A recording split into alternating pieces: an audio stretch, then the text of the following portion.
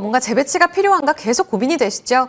이분과 함께 섹터 종목 같이 고민합니다. 정의훈 유진투자증권 연구원 모셨습니다. 어서 오세요. 안녕하십니까. 관세 전쟁이 2주 전에 미중 합의하면서 확실히 좀 안도한 듯한 모습을 보였는데 재료도 소멸인가 여전히 아직 남아있는 이 관세 여파 안에서 시장은 좀 움츠러든 모습을 보이고 있습니다. 어제만 하더라도 피난처 쪽으로 집중이 됐는데요. 그래서 살펴볼 이야기 첫 번째로 연구원님 우주항공주입니다. 어제 이벤트까지 갑작스럽게 모멘텀이 새롭게 얹어진 모습입니다. 트럼프의 골든돔이요. 한다면 한다. 트럼프 트레이드로 다시 우주항공주의 움직임을 봐야 할지 누가 수혜를 받을까요? 먼저 트럼프 골든돔에 대해서 간략하게 설명을 드리면 트럼프 대통령이 임기 중에 이제 미국을 미사일 위협으로부터 방어하는 이스라엘의 아이언돔 같은 이 방어 체계를 미국에도 구축하겠다라고 하는 것이 바로 이 트럼프 대통령의 골든돔 프로젝트입니다. 그래서 이 골든돔 프로젝트를 자신의 임기 내에 이제 구축하겠다라고 하면서 미국 내 이제 우주항공주나 이제 국내에서도 좀 영향을 많이 받았거든요. 그런데 이제 좀 배경을 설명을 드리자면 먼저 트럼프 대통령이 사실 취임하기 전에는 우주항공주에 대한 이제 관심이나 기대도가 굉장히 높았는데 실제로 취임하고 나서는 좀 그런 주가나 이런 부분들이 많이 약세를 보였습니다. 뭐 말씀 주신 관세 영향도 있었을 것이고요. 그런데 이제 최근에 그런 관세 여파나 이런 부분이 사그라들면서 좀 주가가 좀 다시 움직이기 시작을 했던 것 같고 물론 국내 관련주들이 직접적인 수혜가 있을까라는 부분에 대해서 언급을 드리자라고 하면 사실 직접적인 관련이 되긴 힘듭니다. 왜냐하면 미국 자체적으로 이제 방어 시스템을 구축하는 것이고 미국 내 기업들을 통해서 이제 입찰을 받는 것이기 때문에 이제 직접적인 관련주로 국내 수혜주를 꼽긴 힘들겠지만 이 같은 좀 트렌드의 변화, 특히 미국 같은 경우에는 이 방위 산업에서의 우주 쪽 분야를 굉장히 많이 도입을 하고 있거든요. 그래서 이번 골든돔도 그러한 관점에서 봤을 때 좀 우주 영역에서의 방위 좀 확대 측면에서 봤을 때는 좀 긍정적으로 좀 분위기를 이어갈 수 있지 않을까 이렇게 기대를 하고 있습니다. 안보 차원에서도 빼놓을 수 없는 게 바로 이 우주 산업일 것 같거든요. 방산에 이은 제2의 방산이 될 수 있을지 일단 추이는 지켜보자 말씀해 주셨는데 그럼 직접적 수혜가 없으면 우리 내부적인 모멘텀은 어떨까 좀 점검 필요할 것 같거든요. 지금 미국은 말씀하신 대로 민간 경쟁이 굉장히 치열하지 않습니까? 네. 스페이스X, 뭐 아마존도 마찬가지고. 누리호 발사도 올 가을에 예정이 되어 있는데 개별적인 발사 소식들도 있더라고요. 여기서 눈여겨보고 계신 부분이 있으세요? 먼저 국내 같은 경우에는 우주산업과 관련해서 큰 모멘텀은 두 가지 정도로 볼 수 있을 것 같아요. 첫 번째는 방금 말씀해 주신 것처럼 연말 11월쯤에 누리호 4차 발사가 예정되어 있습니다. 여기서 말하는 누리호라는 것은 이제 국내 이제 우주 로켓, 우리 기술로 만든 우주 로켓인 거고 3차까지 발사를 성공했는데 이번에 4차를 진행할 예정입니다. 이번 4차에서 좀 눈여겨봐야 될 점은 지난 3차까지는 국가기관인 한국항공우주연구원 주도로 발사, 개발 다 이루어졌는데 이번 4차부터는 이제 주간 기업인 하나에어로스페이스에서 이제 전적으로 추진을 하면서 발사가 이루어진다라는 점에서 굉장히 좀 민간 기업의 참여도가 확실히 높아지는 계기가 될 것이다라고 전망을 하고 있고요. 두 번째 이벤트라고 한다면 미국의 스페이스X의 스타링크가 국내에 도입될 예정입니다.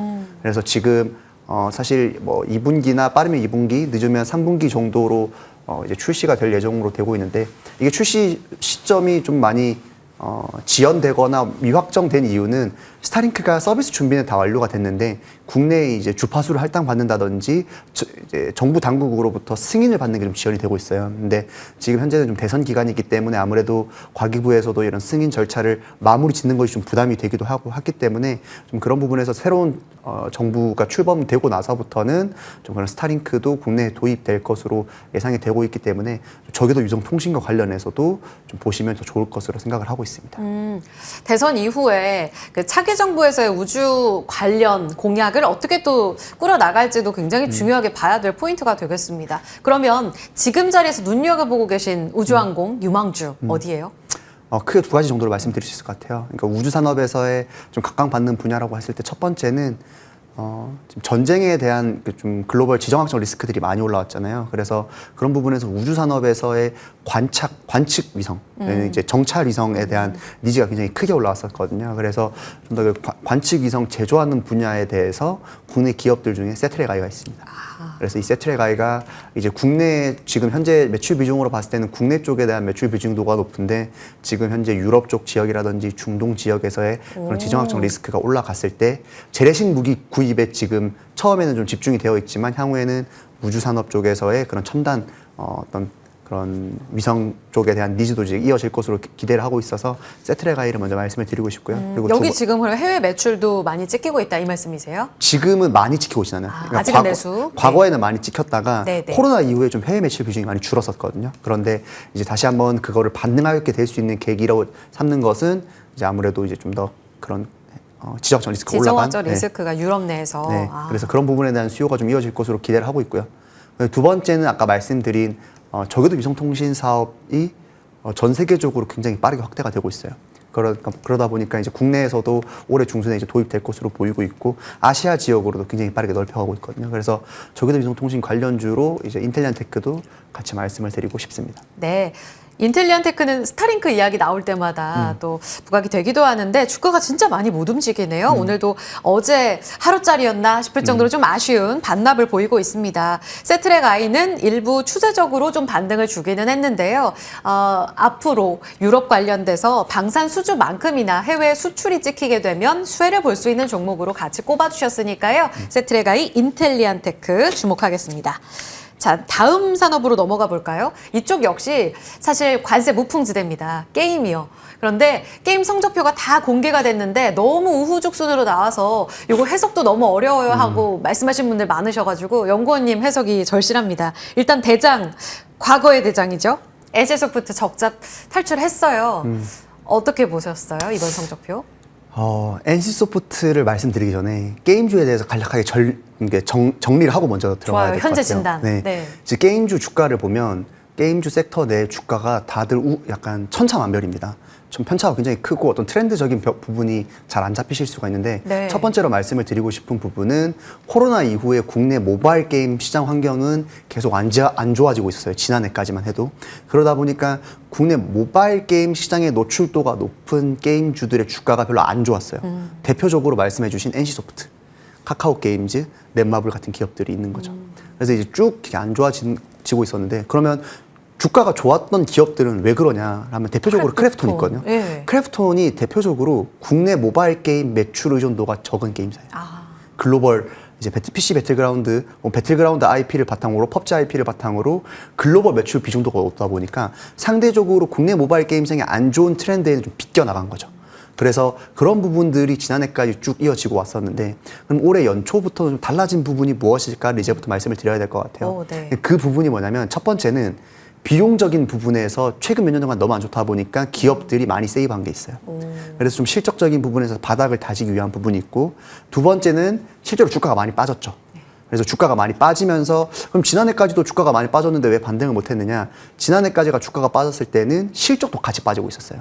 그런데 제가 아까 첫 번째 말씀드렸던 그런 비용적인 부분에서의 어떤 바닥을 다져놨기 때문에 그런 이제 주가가 빠진 부분에서의 좀 부담을 많이 덜 수가 있었던 거고 마지막으로 세 번째 부분은 결국에는 모바일 게임 시장 내에서 좀 트렌드가 지난해까지만 해도 이제 캐주얼 게임들이 많이 치고 올라왔었거든요. 이게 쇼폼 중심의 그런 짧게 이제 컨텐츠를 소비하는 트렌드가 좀 이어지고 있었는데 올해 연초까지만 봤을 때는 이제는 캐주얼 게임의 확장이 더 되고 있는 게 아니라 이제 반반씩 가져가고 있어요. 그러니까 기존에 있던 MMORPG 즐기던 유저들도 있고 예. 캐주얼 게임을 하는 유저들도 있다 보니까 좀 그런 게임 기업들이 자기네들이 이제 좀 잘하는 것을 했을 때에 그래도 실적이나 앞서 말씀드린 그런 부분들이 좀 개선되는 흐름이 나타나지 않을까라는 기대감 때문에 연초 이후에 좀 그런 넷마블의 반등 그리고 NC소프트도 이번에 좀 그런 주가가 흑자 전환하게 된 계기도 이러한 좀 전반적인 트렌드가 영향을 미친 것이 아닌가 생각을 하고 있습니다. 구조적으로 딱 잡아주시니까 그림이 딱 그려져요. 굉장히 안 좋았지만 다들 이제 허리띠 졸라매고 비용 절감 속에서 바닥을 딛고 올라오는 이런 성적표를 1분기에 확인했다. 그러면 대장인 NC소프트 다시 첫 질문으로 넘어가서 1분기 이번에 유의미한 적자 탈출 그럼 2분기에는 그만한 성과를 추가적으로 더 잘 낼 수 있을까에 대한 기대감 가져도 됩니까? 두 가지로 말씀드릴 수 있을 것 같아요. 실적이 더 개선될 수 있느냐라고 하면 그렇다라고 말씀을 드리고 싶어요. 그런데 매출단에서의 유의미한 반등일까는 아니에요. 왜 그러냐면 2분기 때 지금 어떤 신작이 출시가 돼서 외형 성장을 이끌어서 실적이 개선되는 것이 아니라 1분기 대비해서 비용이 더 줄어들 만한 요소가 있거든요. 아직까지 지난해 연말에 구조조정을 대규모로 하면서 1분기 때 비용이 확실히 줄어든 건 맞지만 여전히 좀 더 줄어들 여지가 남아 있습니다. 그래서 2분기 때는 좀 더 그런 비용이 줄어드는 부분을 더 보시는 게 좋을 것 같고, 결국에는 신작 기대감이 어느 부분부터 있느냐라고 했을 때는 하반기에 있는 아이온2나 LLL 같은 신작들이 남아 있어요. 그래서 이게 중순으로 넘어갔을 때 네. 이런 비용이 줄어든 거를 베이스를 깔고 하반기 때 있는 신작 기대감이 얼마만큼 반영이 될 수 있느냐가 하반기의 본격적인 주가 반등의 좀 열쇠라고 생각을 하고 있습니다. 하반기 신작 기대감 갖고 있는 종목 NC소프트 말고도 다양히 더 많아요? 많죠. 어디 보고 계세요? 이렇게 결국에는 몇 가지 말씀드릴 수 있거든요. 첫 번째는 넷마블. 넷마블도 NC소프트랑 굉장히 구조가 유사합니다. 최근 몇 년간 주가가 계속 안 좋았지만 동시에 이루어져 왔던 것이 비용적인 부분에서의 타이트함을 유지를 해왔거든요. 그러니까 노력을 계속해서 해왔어요. 예. 그래서 인건비라든지 뭐 감가상각비라든지 마케팅 부분에 대해서 비용 절감이 많이 되다 보니까 지난해 흑자 전환에 성공을 했고 올해도 그런 부분들이 기조가 이어지고 있습니다. 추가적으로 최근에 출시한 RF 온라인 넥스트 그리고 세븐나이츠 리버스가 매출 순위가 좀 계속해서 반등을 하고 있고, 하반기에는 몬길 스타다이브도 지금 CBT에 들어갔는데 그런 부분들도 좀 유의미한 성과로 이어지게 된다라고 했을 때 주가가 추가적으로 더 회복을 할 수가 있고, 하나 더 말씀드리고 싶은 거는 중소형주 중에서는 네오위즈를 말씀을 드리고 싶어요. 그래서 피해거시 DLC가 출시가 됐을 때 유의미한 성과가 나오고, 그리고 올해 하반기나 내년도까지 갔을 때 좀 그런 신작들이 좀 이제 추가가 된다라고 하면 좀 그런 부분에서 주가 반등도 좀 기대해 볼 수 있지 않을까 말씀을 드리고 싶습니다. 네, 결국은 이제 허리띠를 잘 졸라맨 기업들 가운데서 신작으로 위쪽 상당히 뚫릴 종목이 무엇인가를 찾아가는 여정이 올해 될 거다 이렇게 주셨거든요. NC소프트도 하반기에 신작 있고요. 넷마블과 네오위즈도 기대된다. 그러면 탑픽 추려주시죠. 어디예요? 이 중에 있나요? 있죠. 있어요? 네, 탑픽은 일단 크래프톤을 말씀드리고 싶어요. 그런데 세 개 중에 넣고 지난해도 사실 탑픽이 크래프톤이었는데 예. 지난해와 올해 차이점이 뭐냐? 지난해에는 크래프톤 외에는 볼 만한 종목들이 많이 없었던 게 사실입니다. 그런데 올해는 여전히 크래프톤이 탑픽이지만 그렇게 생각하시는 분들 계시거든요. 크래프톤이 주가가 지난해부터 너무 많이 올라서 조금 지금 진입하기엔 부담스럽다라고 예. 하시는 분들께는 제가 아까 전에 서두에 말씀을 드린 넷마블, 네오위즈 그리고 NC소프트까지 같이 보시면 훨씬 투자하시는 데 더 도움이 되지 않을까 이렇게 기대를 하고 있습니다. 터널 끝을 지나가고 있고요. 크래프톤이 대장이긴 한데 달라지고 있는 뒤따라올 신작 유망주를 기억해 주시기 바랍니다. 정의훈 유진투자증권 연구원과 함께 우주항공 게임주 종목 잘 골라봤습니다. 고맙습니다, 연구원님. 감사합니다. 자, 내일 딥사이트 예고해드리겠습니다. 지금 지수가 또다시 2600을 깨고 2593선으로 저점까지 밀려 내려가거든요. 딱 이번 주 초반만 하더라도 무디스 신용등급 강등 소식 때문에 굉장히 걱정이 컸었는데 거의 다 한 주 동안 만회했거든요. 그런데 또다시 이런 구조적 붕괴에 진입했는가에 대한 우려가 커지고 있습니다. 진입 시점, 점검 시점이 왔죠. 내일 10시에 두 분과 함께 이야기 나눠볼 테니까요. 집중해서 꼭 들어주시기 바라겠습니다. 시장 공감 10 여기서 마무리 짓고요. 남은 시간 어떤 방어 전략 필요할지 저희와 함께 계속해서 이어가시죠. 전 여기서 인사드리겠습니다. 고맙습니다.